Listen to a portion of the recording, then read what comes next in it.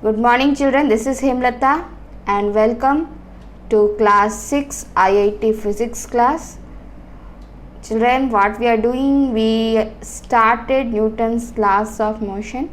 In the last class, I have given one article on the Newton. Okay, so now today we will start Newton's first law of motion. First of all, Sir Isaac Newton. Sir Isaac Newton was an English mathematician, a physicist, astronomer and an author, a famous scientist. Okay, Sir Isaac Newton's 3 laws of motion are world famous. He was very known for his discovery of gravity. Okay, so Sir Isaac Newton's 3 laws of motion help us understand how objects behave when they are standing still, when moving and when force acts upon them. Clear children? Very important to understand this one. The 3 laws of the famous 3 laws of motion, Newton's 3 laws of motion, help us to understand how objects behave when they are standing still, when moving and when forces acts upon them. Clear? Force. What is force? Force is a push or pull which produces or tends to produce motion in a body at rest. Suppose the body is in rest. If you will apply force, then what happen? The body will come in motion. Stops or tends to stop a body which is in motion. Suppose a body is moving. You apply force from opposite direction. Its speed can slow down. Okay, or afterwards it can stop. Increase or decrease the magnitude of velocity of the moving body. If you will apply force in same direction, the body becomes faster. Or if you will apply force from opposite direction slowly, then it can slow down the body. It can change the direction of motion of the moving body. Clear? So what is Newton's first law of motion? According to Newton's first law of motion, whenever a body is in rest, it continues in rest. Or if the body is in uniform motion, it will continue to be in the uniform motion until and unless a net external force acts on it. Suppose you keep anything on the table, any book on the table or anything on the table. Observe it for some time. You will see, unless you are not applying any force on that object, the body will not move from its position. It will remain in the state of rest. Or if the body is in uniform motion, continues in uniform motion unless you are not applying any force to stop it. Okay, so this is Newton's first law of motion. According to Newton's first law of motion, if the body is in rest, it continues in rest unless you are not applying any force to bring the body in motion. And if the body is in motion, it continues in motion unless you are not applying any force to stop it. So you will say, suppose a ball is rolling on the ground. After some time it stopped by itself. So you can say that why body came in rest position if it was in motion.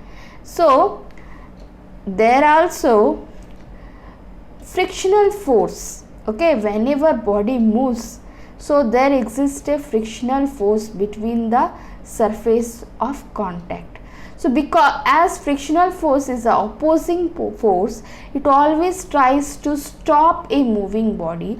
Because of frictional force only, when the ball was rolling on the ground, it slowed down and afterwards stopped. If frictional force not present in the nature, then so according to Newton's first law of motion, if the body is in motion, it will remain in motion. The ball will never stop. So because of frictional force only, ball stop by itself. Clear? So if a body is in uniform motion, it will continue in uniform motion unless any external force not applied to stop it. So what is the external force which makes the ball stop? That is frictional force by nature. Clear, children? Please note down this. Take out your notes, give the heading, class, subject, date, time. What is the heading? Newton's laws of motion. Today's topic is Newton's first law of motion. Neatly write down. You must pause the video and write down. After writing only you continue the video.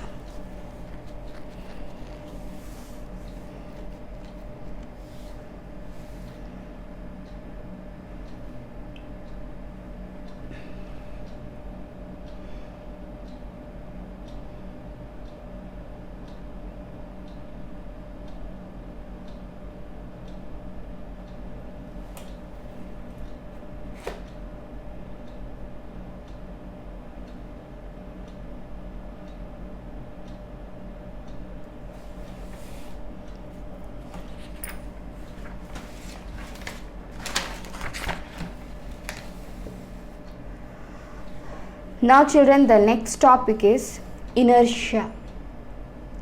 What is inertia? The inability of a body to change by itself its state of rest or uniform motion is called inertia, or it's a tendency of a body to remain in the state of rest or uniform motion. Clear, children? Every body is having tendency to resist the change. Clear? Every body is having tendency to resist the change. Every body, if it is in rest, wants to be in rest. If it is in motion, it wants to be in motion. Okay, so body cannot change its state by itself. Clear? Body cannot change its state by itself. If it is in rest, it can't come in motion by itself. Now only I said no. Suppose on a table you keep one book. Okay, so book can't come in motion by itself. So how can it come in motion by itself?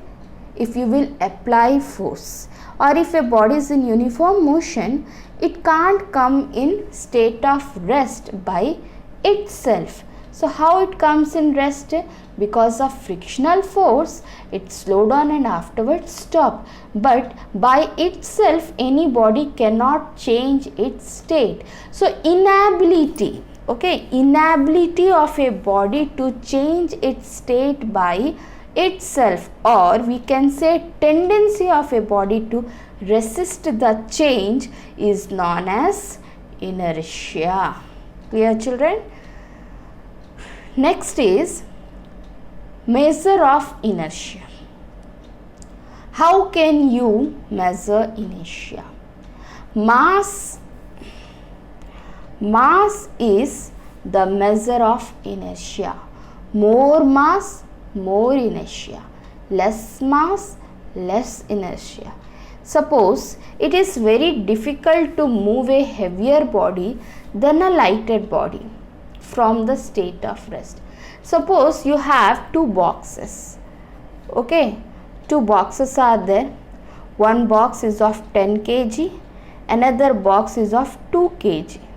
Okay, so it is difficult to move this 10 kg box compared to this 2 kg box. Okay, is it difficult or not? The reason is what? Heavy body, more inertia, more tendency to resist the change.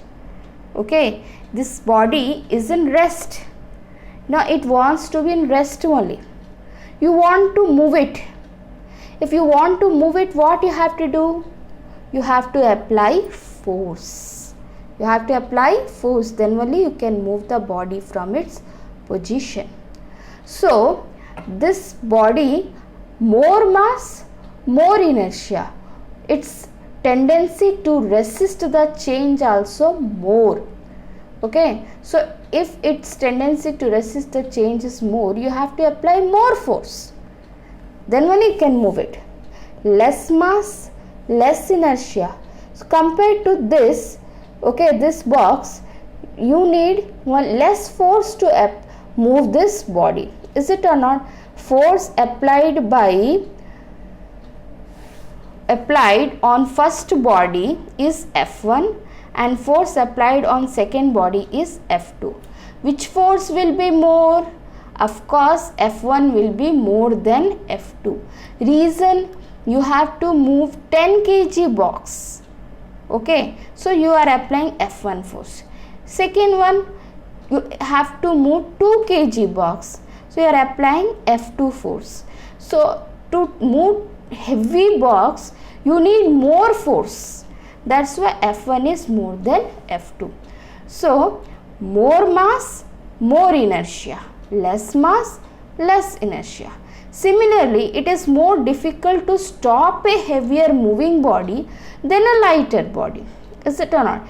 If a heavy body is moving, it is more difficult to stop a heavier moving body compared to a lighter body. The same reason, more mass, more inertia, less mass, less inertia. So measure of inertia is what? Mass. Okay, by mass we can say which is having more inertia and which is having less inertia. Next is, before it you write down,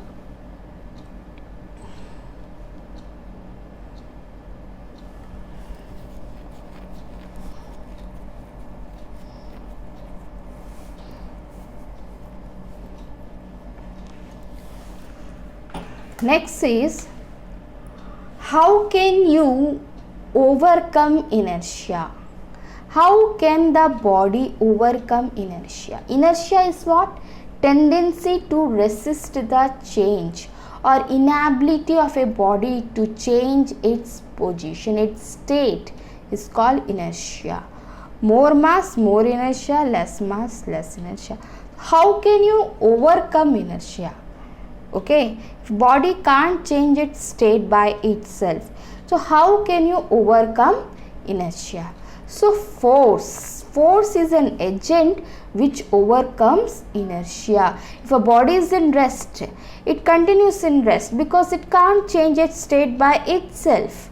Okay, it can't change its state by itself. So how can it change its position by applying force on that body? So force is an agent which overcomes inertia. If you will apply force on the body, body will come in motion. If a body is in rest, it will come in motion when you will apply force. So by force is an external agent which overcomes inertia. So force is that physical cause which changes or tends to change the state of rest or state of motion of a body. Clear children? Understood now?